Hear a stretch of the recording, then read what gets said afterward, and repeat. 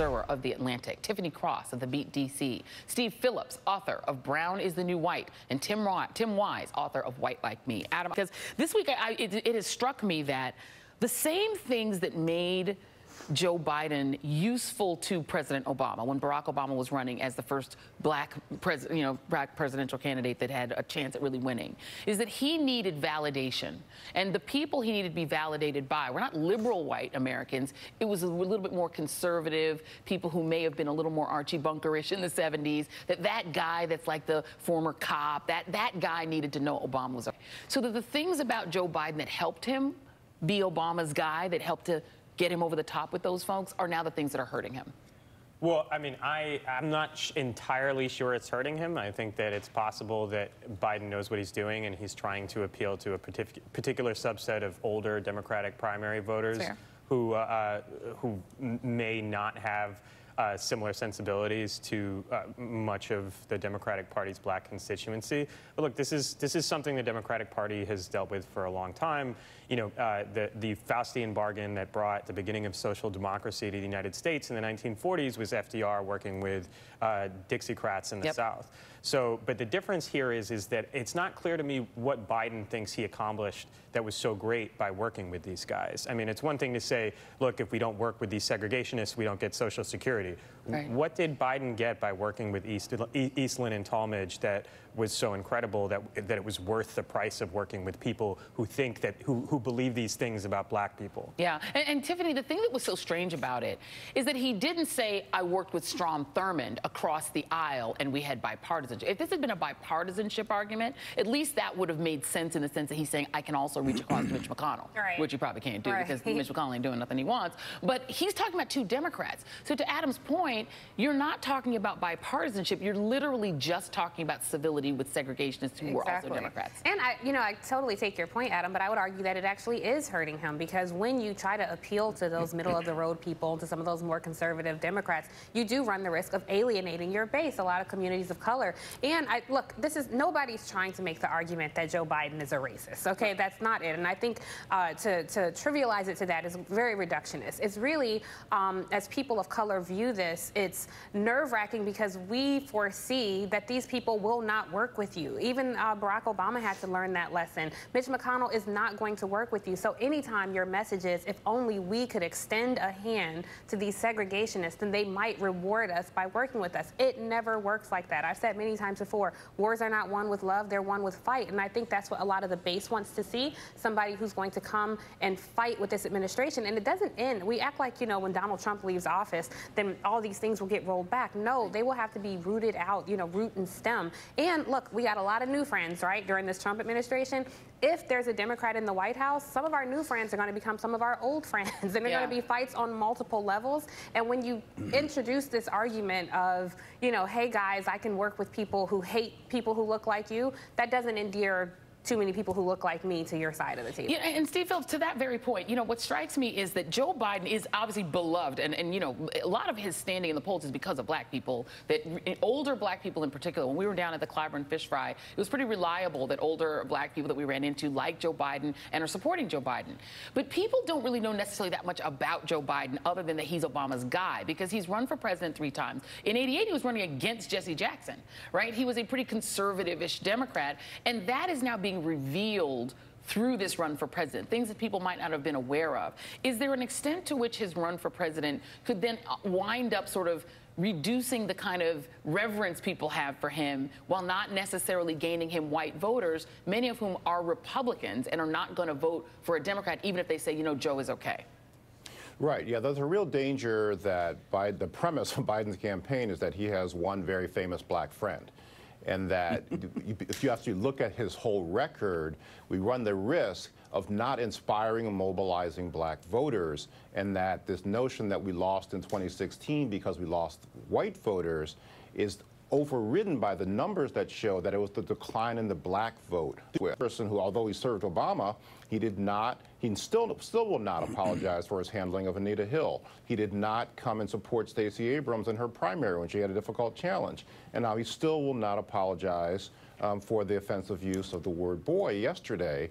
He says he understands, but he has not offered an apology for that. That's not how you inspire and galvanize and mobilize the black vote that is critical to win. And let me give the Senator, former Vice President Biden, a chance to give his side of the story via his interview with my friend and colleague, Reverend Al Sharpton. This was the interview that he did yesterday in South Carolina. Take a listen. I do understand the consequence of the word boy, but it wasn't said in any of that context at all. But you understand they would call you son. They would never call me son. They would only call me boy. No, but they called Teddy Kennedy boy.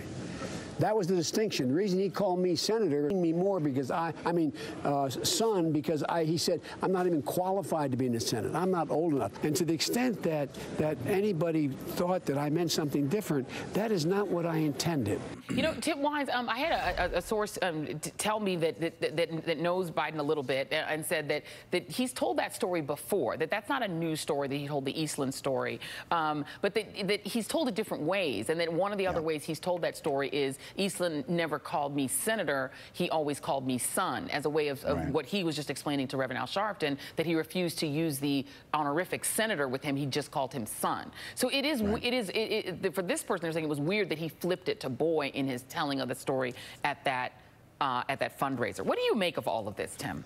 Well, look, I think what Joe Biden does not understand is that you cannot defeat nostalgia with your own version of nostalgia. You know, we have spent a lot of time, and you have on the show, and I spend time in my work, talking about white right-wing nostalgia, a la Trump, make America great again, et cetera. We know what that's about. It's pretty blatant.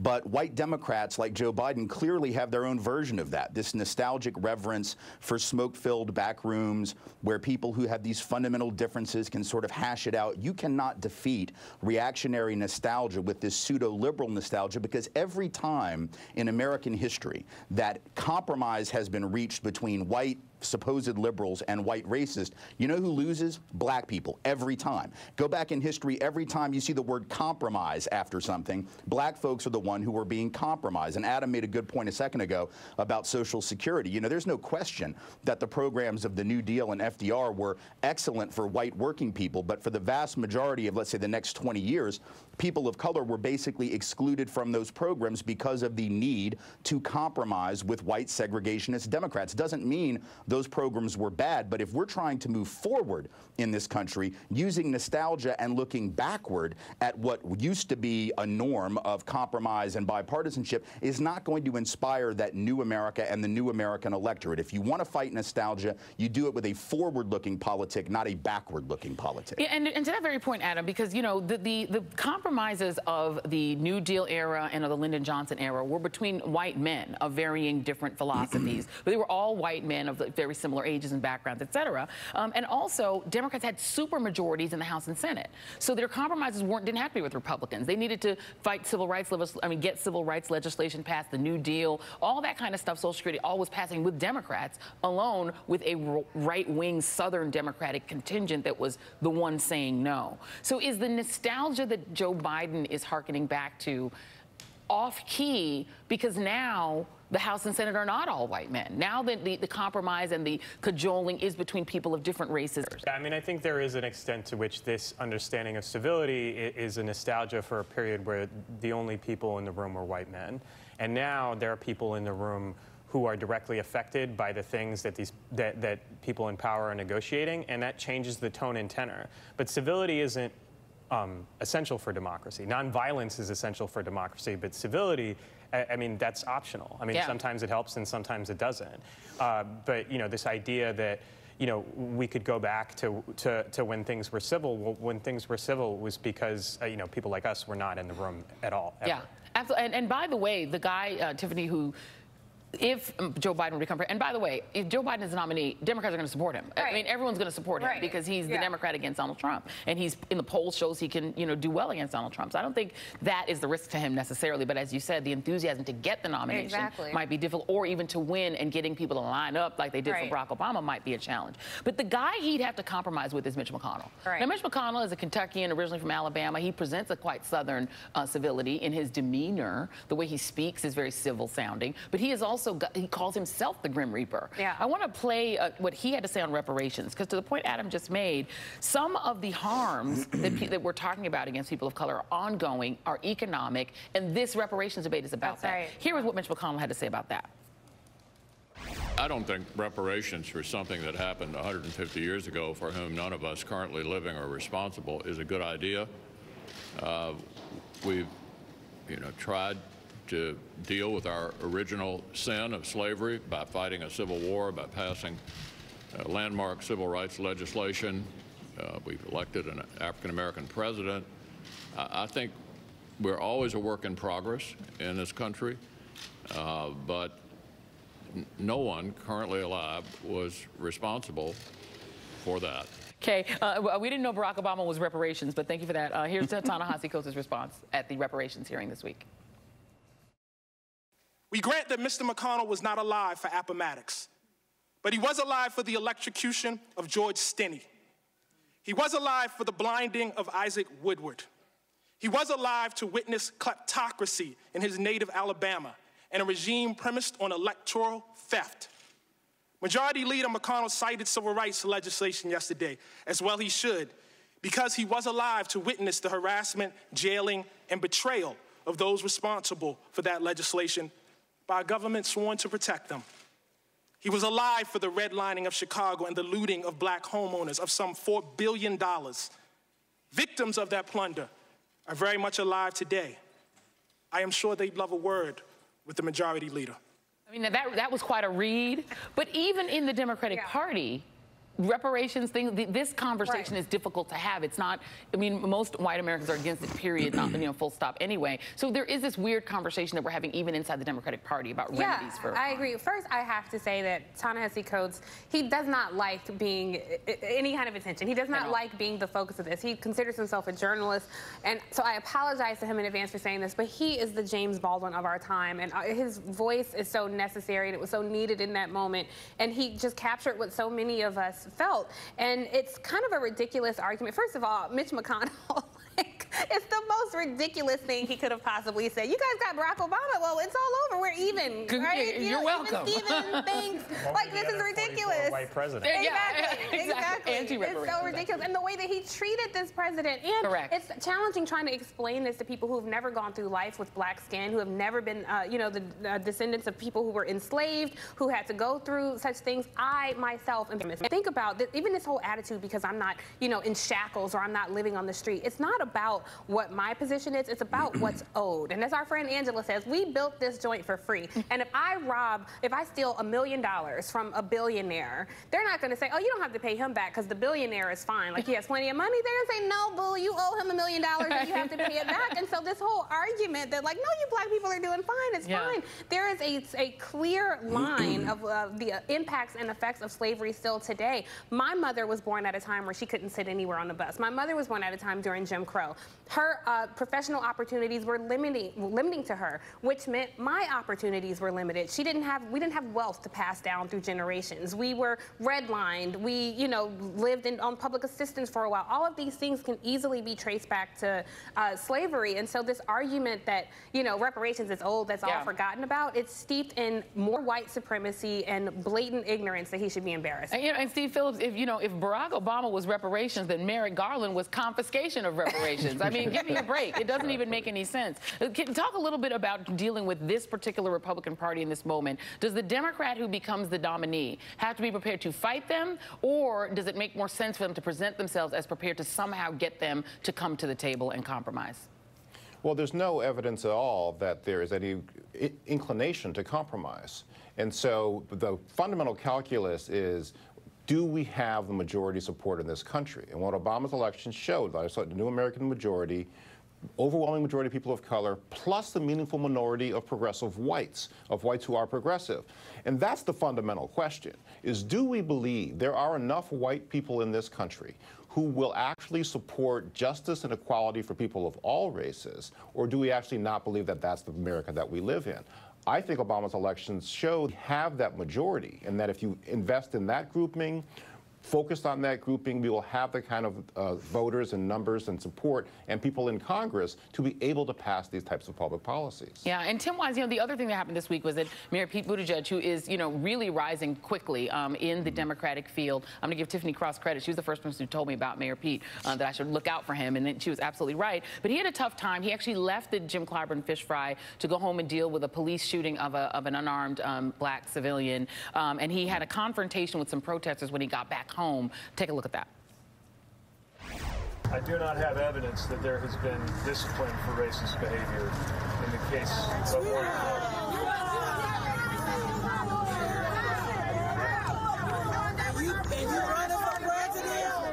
But if you truly running for president and you want people to vote for you, but if you running for president and you won't pay your downfall, that's not gonna happen. I'm not asking for your vote. You ain't gonna get it either. Tim, I think it's just proof that even progressive white, Americans are dealing with this race question, and it is a struggle all the way around, even inside the Democratic Party. It is, and you know what I think that encounter and really Mayor Pete's, I think, inadequate response to what's happened. I'm sure he's a good guy. I think he's trying his best, but the problem is that white folks, and I've said this for many years. I'm from the South. I've spent all my life in the South, and I think white progressives who are not Southern come to their progressivism oftentimes without having to go through the crucible of race, whereas white Southern, if you're from the South and you're white and you end up on the left, I guarantee you that race is what you have been thinking about throughout the development of your politics. So when something like that happens, if you're a white progressive Southerner, you know exactly how to talk about race with regard to police violence or any other issue. But if you're a white West, God love you, or from the Pacific Northwest or California or the Northeast, there's a decent chance that you came to your politic through some other set of issues, and that's fine, but it means that you're almost uniquely unqualified to have a conversation around race, and that's going to be problematic for someone like Pete, who's trying to win a nomination in a party the base of which is increasingly, and really has been for some time, people of color. Yeah, and Adam, and who's are facing a party. I mean, you coined the phrase "the cruelty is the point," and it's become like a catchphrase whenever some outrage that the Trump administration has done happens. That is like the response, right? When facing a party for which cruelty, we talked about it this morning, is the point. What kind of a Democrat can actually adequately face that president head on? I absolutely have no idea. I just have to be honest. I don't know. I know that historically speaking, generally when moments like this happen, the opposition's resolve, the multiracial, the cosmopolitan opposition's resolve tends to be less strong than those of those trying to restore an ideal version of the country through right-wing nostalgia. I'm not sure that that's the case this time. In fact, when you look at the midterm elections, it's very clear that there is a pretty strong anti-Trump majority in this country. Who is best equipped to harness that? Yeah. I couldn't begin to answer, but it's there. Yeah. It's harder being the polyglot party. Yeah. I think that is one of the kind of core lessons of American democracy. That was true in 1865, and it's true now. 100%. Whichever party has the most different kinds of people in it struggles the most because you have all these disparate interests. So the Democratic Party, which is more like America writ large, is going to struggle because the other party is much more unipolar. They're just more monochrome. And they have intellectual curiosity. So where you can go to a MAGA rally and say, build the wall, Mexico's going to pay for it, and nobody thinks that's ridiculous and that's not going to happen. There are sycophants who will regurgitate that lie over and over and still believe they're going to follow the leader. The Democrats, they do tend to pick apart things because they have the intellectual capacity to do so, and they want to know, are you best equipped to deal with this myriad of issues, not just and to pick apart each other. It's what Democrats do. It's what Democrats. Adam Serwer, Tiffany Cross, Steve Phillips, Tim Wise, you guys are an amazing panel. Thank you very much. Really appreciate you guys. Have a great weekend. And coming up in our next...